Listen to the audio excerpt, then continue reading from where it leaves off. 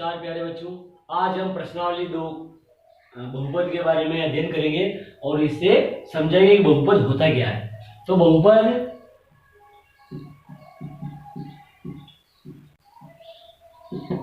क्या होता है, अब हम लिखते हैं यहाँ पे, इसकी परिभाषा लिख देते हैं। वे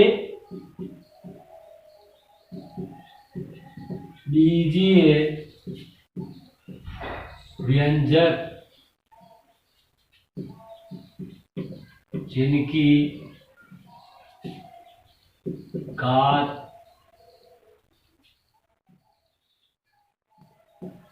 धनात्मक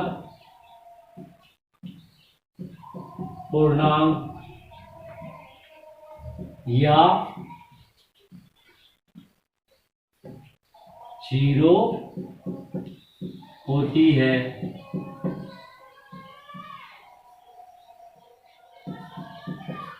बहुपद कहलाते हैं। जैसे x² + 5 x + y + z, इस तरीके से जो है बहुपद है ये हमारे पास। अब हमने परिभाषा से पढ़ा है तो बीजीय व्यंजक, जैसे ये बीजीय व्यंजक का उदाहरण है √x, 2√x + 7। ये जो है बीजीय व्यंजक है लेकिन बहुपद नहीं है।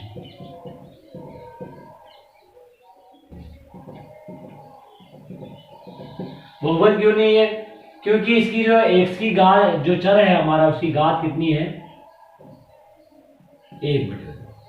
और हमने क्या लिखा? वे बीजीय व्यंजक जिनकी घात धनात्मक पूर्णांक या 0 होती है। धनात्मक, अब बीजीय व्यंजक की घात क्या होती है?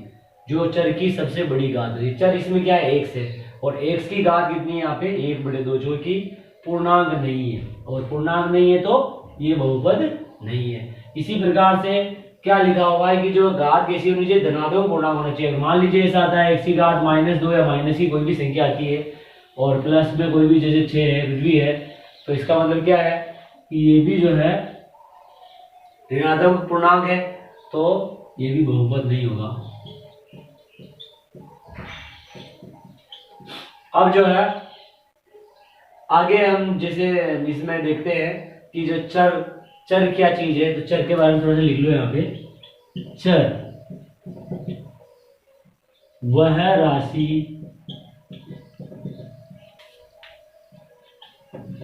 जिसका मान बदलता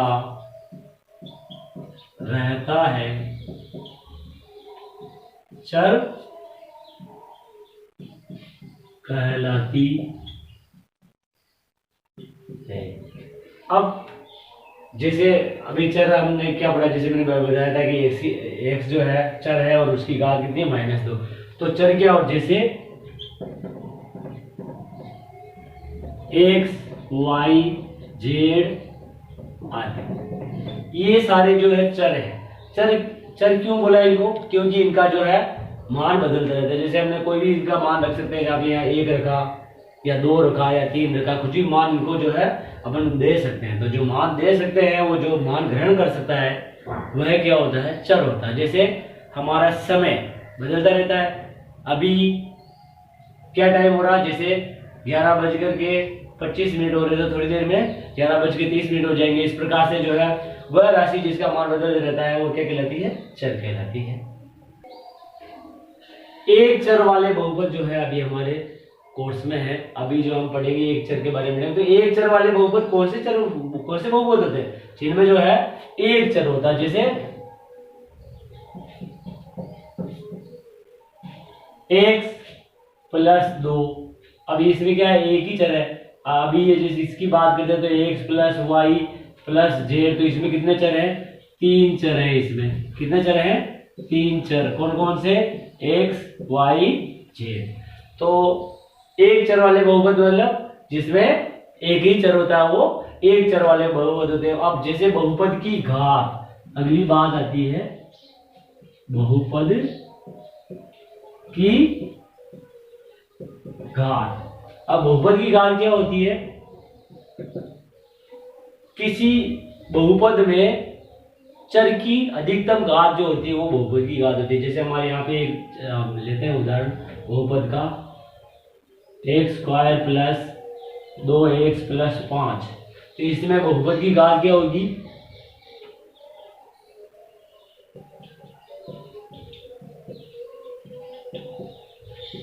बहुपद की घात होगी 2, क्योंकि हमारे यहाँ पे ये जो चर है इसकी घात 2 है, यहाँ पे चर की घात 1 है, तो बहुपद की सबसे बड़ी घात कौन सी है? 2। तो बहुपद की घात क्या होगी? 2। इस प्रकार से बहुपद की घात हम पता कर सकते हैं। जैसे एक और उदाहरण ले लीजिए, एक्स की घात 5 3x की घात 5 प्लस 7x की घात 4 प्लस 3x की घात 2 प्लस 5x प्लस 7। इसको ध्यान से देखिए, ये जो बहुपद है इसमें चर की सबसे बड़ी घात कौन सी है? 5। तो ये हमारी जो है बहुपद की घात हो गई, बहुपद की घात आ गई इसमें 5। अब हम पढ़ेंगे शून्य बहुपद के बारे में।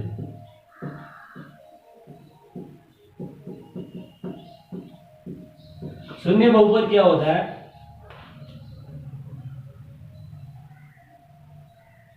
जीरो बहुपद को शून्य बहुपद कहते हैं।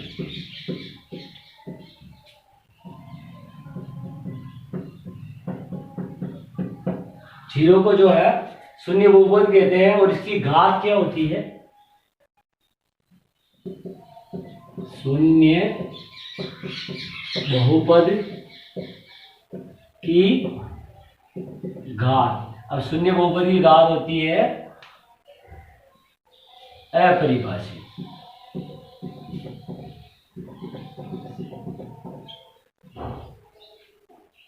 शून्य बहुपद की घात को जो है अभी तक परिभाषित नहीं किया गया है। शून्य बहुपद की घात जो है अपरिभाषित होती है, तो ये हमें ध्यान में रखना बहुत जरूरी है।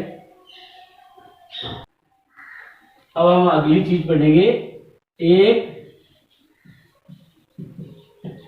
शून्येतर अचर बहुपद की घात। देखो ध्यान से देखना इस चीज को, शून्येतर अचर बहुपद, मेन चीज क्या है यहाँ पे? शून्येतर अचर बहुपद। तो ये शून्येतर अचर बहुपद होता क्या है? जैसे हमारे यहाँ पे चर नहीं है उसमें, जैसे मान लीजिए 5 है तो इसमें चर ही नहीं है, चर नहीं है तो इसकी जो है घात क्या होगी बहुपद की? तो बहुपद की घात क्या आएगी यहाँ पे? 0 है। शून्येतर अचर बहुपद, अचर बहुपद का मतलब जिसमें चर नहीं है और वो कोई भी संख्या हो सकती है, जैसे 23 5 17, तो इस प्रकार से कोई भी संख्या हो सकती है। तो इसमें जो है बहुपद की घात क्या होगी? 0 होगी। अब हम प्रश्नावली 2.1 के सवालों को देखते हैं। सवाल नंबर 1 है, निम्नलिखित व्यंजकों में कौन कौन एक चर में बहुपद है और कौन कौन नहीं है? कारण के साथ उत्तर दीजिए। पहला है हमारा इसका 4x square minus 3x plus 7। कौन कौन एक चर में बहुपद है और कौन कौन नहीं? तो देखिए ध्यान से देखिए, इसमें कितने चर हैं? एक ही चर है, कौन सा है? x। तो ये क्या हो गया? एक चर में बहुपद। सेकंड वाला देखते हैं। सेकंड वाला क्या है? Y square plus root 2, y square plus root 2। इसको भी देखिए, इसमें कितने चर है? एक चर है और चर की घात क्या है? एक धनात्मक पूर्णांक है। तो ये भी जो है एक बहुपद है। और कौन सा बहुपद है? एक चर में बहुपद।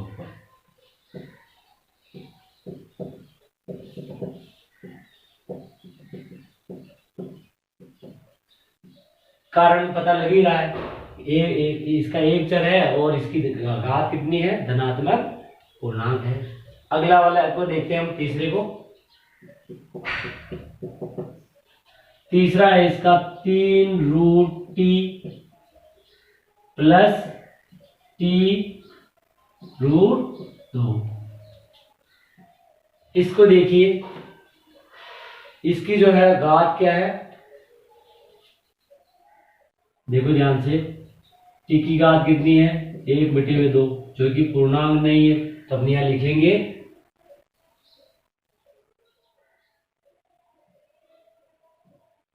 इस बीजीय व्यंजक की घात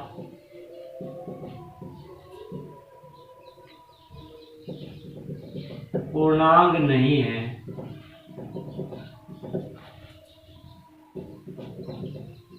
अतः यह बहुपद नहीं है। अब जो है अगला वाला करते हैं, चौथा वाला भाग है इसका y प्लस 2/y। अब इसमें ध्यान से देखो, y प्लस 2/y को क्या लिख सकते हैं हम, इसको अगर आगे देखें तो क्या लिख सकते हैं इसको, y प्लस 2y की घात -1। इसको ऊपर लाने के लिए जो है -1 घात लगा सकते हैं, और -1 मतलब जो है इसकी घात कितनी होगी, ऋणात्मक पूर्णांक हो गई। और हमने जो है बहुपद की परिभाषा में क्या पढ़ा था कि उसकी घात क्या होनी चाहिए, धनात्मक पूर्णांक होनी चाहिए। तो यहां लिखेंगे चर की घात ऋणात्मक पूर्णांक है, अतः यह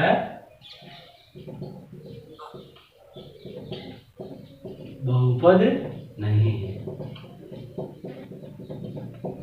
अब जब बहुपद ही नहीं है तो एक चर में है या दो चर में, इससे कोई मतलब ही नहीं है।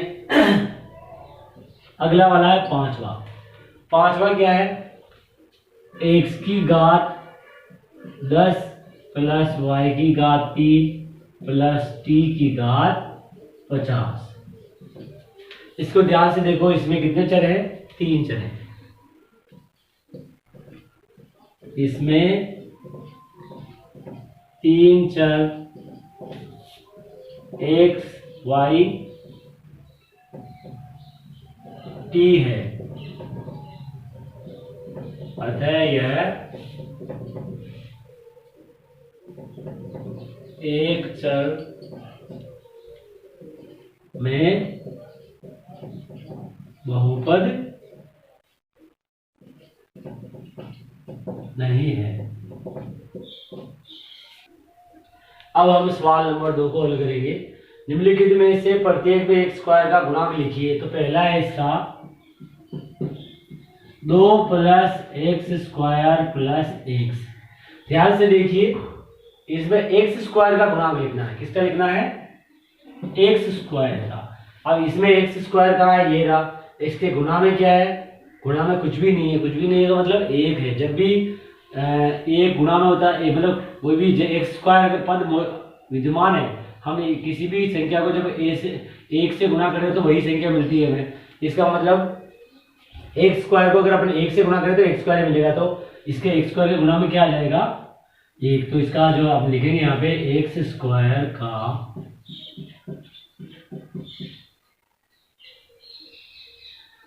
गुणांक बराबर क्या होगा, 1। यहाँ पे प्लस लगा हुआ और यहाँ पे कुछ भी नहीं है, मतलब हम लिखेंगे 1। अब जो है दूसरा वाला, इसका दूसरा क्या है, 2 minus x square plus x की घात 3।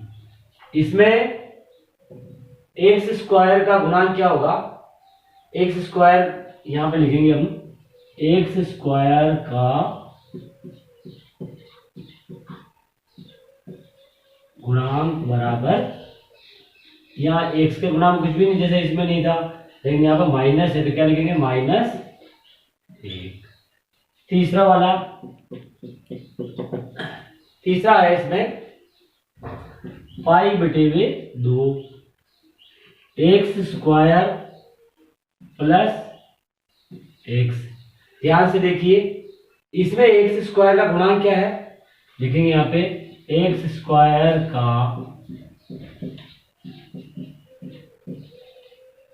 गुणांक बराबर, एक्स स्क्वायर का गुणांक में क्या चीज है, ये वाली चीज एक्स स्क्वायर का गुणांक है, मतलब पाई बटे में 2। अब हम करेंगे चौथे वाले भाग को। चौथा वाला भाग क्या है, √2 एक्स माइनस 1 एक्स स्क्वायर का गुणांक। ध्यान से देखिए, इसमें एक्स स्क्वायर हमें कहीं दिख रहा है क्या, नहीं दिख रहा है, इसका मतलब इसमें एक्स स्क्वायर है ही नहीं। ये जब एक्स स्क्वायर ही नहीं है, जब एक्स स्क्वायर, यहाँ पे हमने देखा यहाँ पे एक्स स्क्वायर था तो हमने गुणांक क्या लिखा 1, क्योंकि धनात्मक चिन्ह था इसके आगे, इसके आगे ऋणात्मक चिन्ह था, लेकिन गुणांक में कुछ भी नहीं है तो हमने यहाँ पे लिखा -1। ऐसे ही हमने यहाँ एक्स स्क्वायर है, एक्स स्क्वायर गुणा में पाई बटे 2 था तो हमने गुणांक क्या लिखा पाई बटे 2। लेकिन यहाँ हम देख रहे हैं कि जो है एक्स स्क्वायर मौजूद ही नहीं है इस बहुपद में। अगर जब जहाँ एक्स स्क्वायर मौजूद ही नहीं है तो वहां पे एक्स स्क्वायर का गुणांक क्या हो जाएगा, 0। आंसर। अब हम सवाल नंबर 3 हल करेंगे। 35 घात के द्विपद और 100 घात के एक पदी का एक एक उदाहरण दीजिए। तो उदाहरण देना हमें 35 घात के द्विपद का, तो लिखेंगे यहाँ पे 35 घात का द्विपद। अब द्विपद जो है लिखना हमें, तो द्विपद क्या होगा, 2 पद होने चाहिए और चर की घात कितनी होनी चाहिए, सबसे बड़ी घात 35 होनी चाहिए। तो हम यहां लिख देंगे 2x की घात 35 प्लस 7। द्विपद है, एक पद और 2 पद, तो कितने पद हो गए, 2 पद। द्विपदी है और चर की बड़ी घात कितनी है, 35। तो हमने लिख दिया यहाँ 35 घात का द्विपद। जैसे आप कोई भी लिख सकते हो, जैसे यहाँ पे हमने x लिखा है, कोई अगर ये लिखेगी या 3y की घात 35 प्लस 6, कुछ भी लिखे तो भी सही है, लेकिन घात, चर की घात कितनी होनी चाहिए, अधिकतम 35। अब है आगे लिखा हुआ 100 घात के एक पदी का एक एक उदाहरण दीजिए। 100 घात का एक पदी लिखना है, तो लिखेंगे यहाँ पे 100 घात का एक पदी। एक पदी मतलब उसमें पद कितने होना चाहिए, 1। तो क्या होगा, y की घात 3y की घात 100। अब देखो ध्यान से, एक पद है और चर की घात कितनी है, 100। तो ये जो है 100 घात का एक पदी हो गया आंसर। अब सवाल नंबर 4 को लगेगा, निम्नलिखित बहुपदों में से प्रत्येक बहुपद की घात लिखिए। तो पहले वाला है हमारा इसका 5x की घात 3 प्लस 4x की घात 2 प्लस 7x। इसमें बहुपद की घात, जैसा कि मैंने अभी समझाया था कि बहुपद की घात क्या होती है, जो हमारे इस बहुपद में चर की सबसे बड़ी घात होती है। अब इसमें सबसे बड़ी घात क्या है, चर की 3। तो यहां लिखेंगे बहुपद की घात बराबर चर की सबसे बड़ी घात। तो चर की सबसे बड़ी घात ये हमारी इस वाले चर में x की घात 3, तो ये बहुपद की सबसे बड़ी घात हो गई। बहुपद की सबसे बड़ी घात कितनी है, 3। सेकंड वाला हल करेंगे। सेकंड वाला है 4 माइनस y की घात 2। तो इसमें चर की सबसे बड़ी घात कितनी है, तुम्हें पता है एक ही चर दिख रहा है यहाँ पे, तो उसकी घात कितनी है, 2। तो चर की, इसमें बहुपद की घात क्या हो जाएगी,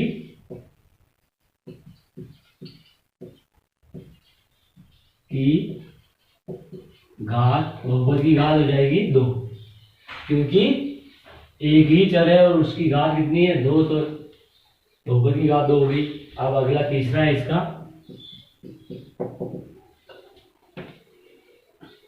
5t माइनस √7। बहुपद की घात। देखो ध्यान से, यहाँ पे एक ही चर है, कौन सा वाला है, t, और इसकी जो है बड़ी घात कितनी है, घात दी हुई नहीं है, इसका मतलब कितनी घात है, एक। तो क्या लिखेंगे, बहुपद की घात कितनी होगी, एक। चौथा इसका, चौथा है इसका 3। कैसा बहुपद है, शून्येतर अचर शून्येतर बहुपद है। अचर शून्येतर बहुपद का मतलब क्या होता है, जिसमें चर मौजूद ही नहीं होता है। तो मैंने इसका बताया था कि जब अचर शून्येतर बहुपद हो तो उसकी घात कितनी होती है, 0। तो लिखेंगे, यहाँ पे लिखेंगे बहुपद की घात बराबर 0, क्योंकि ये अचर शून्येतर बहुपद है और अचर शून्येतर बहुपद की घात 0। अब हम सवाल नंबर 5 को हल करेंगे। बताइए कि निम्नलिखित बहुपदों में कौन कौन बहुपद रेखिक है, कौन कौन द्विघाती है और कौन कौन त्रिघाती है। रेखिक है, इसका मतलब क्या है, चर की घात 1 होनी चाहिए। अगर चर की बहुपद में चर की अधिकतम घात अगर 1 है तो वो रेखिक बहुपद होगा, और अगर अधिकतम घात 2 होगी तो द्विघाती बहुपद होगा, और घात अधिकतम घात कितनी होगी, त्रिघाती, तो वो 3 होगी तो त्रिघाती होगा। तो हम यहाँ पे देखते हैं, पहले वाला इसका क्या है, x² प्लस x। इसमें बहुपद की अधिकतम घात कितनी है, चर की घात कितनी है यहाँ पे 2, और इसमें चर की घात 1। तो इसका मतलब इस बहुपद में बहुपद की घात कितनी होगी, 2। बहुपद की घात 2 मतलब कौन सा बहुपद हो गया, ये द्विघाती। तो हम यहाँ लिखेंगे इसके द्विघाती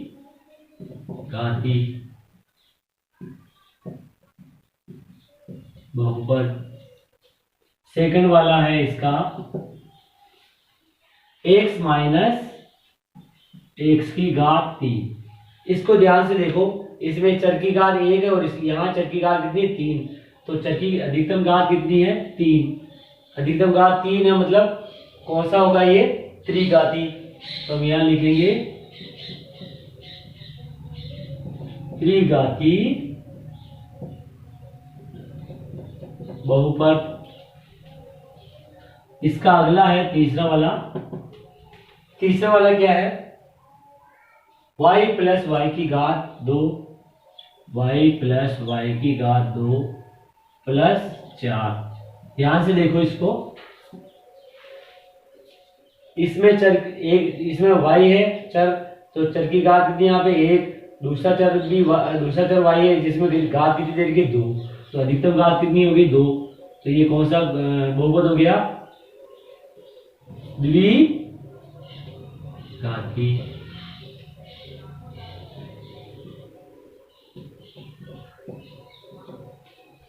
इसका चौथा वाला देखें, चौथा वाला क्या है, a प्लस x। इसमें चर की अधिकतम घात कितनी है, 1। जब चर की अधिकतम घात 1 हो तो उसको क्या लिखते हैं,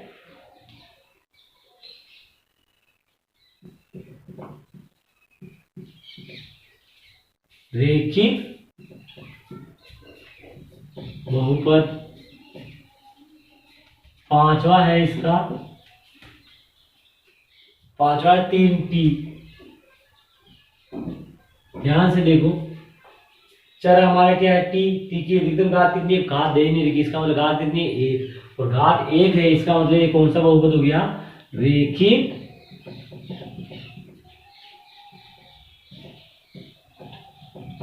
बहुपद।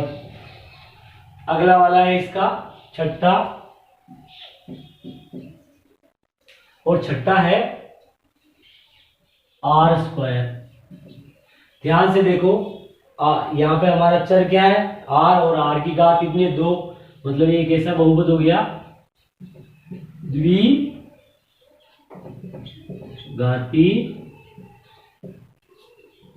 बहुपद।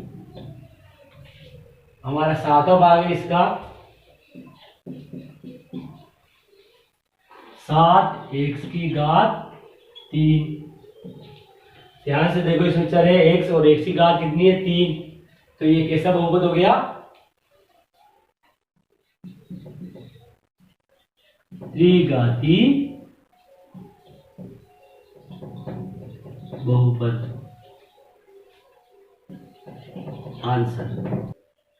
तो बच्चों, हमने इस प्रकार प्रश्नावली 2.1 को हल कर लिया है। अब आगे भी जो है हम इसी प्रकार सवाल हल करेंगे। धन्यवाद।